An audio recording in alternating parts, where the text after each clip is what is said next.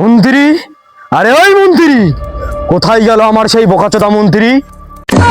যথাজ্ঞা মহারাজ।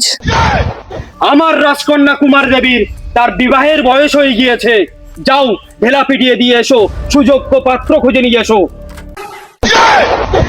যথাজ্ঞা মহারাজ, আমি আপনার আদেশ গ্রহণ করিলাম। শুনুন শুনুন, বিশেষ ঘোষণা, বিশেষ ঘোষণা।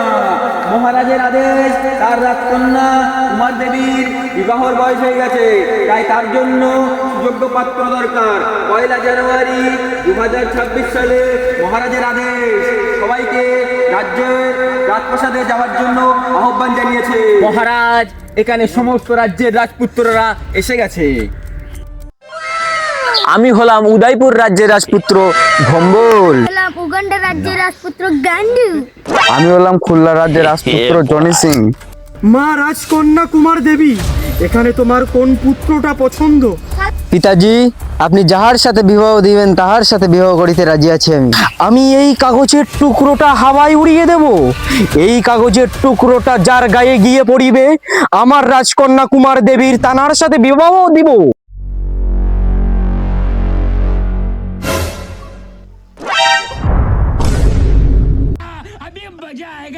বাবা, আমি একে বিয়ে করবো না বাবা, আমি একে বিয়ে করবো না বাবা।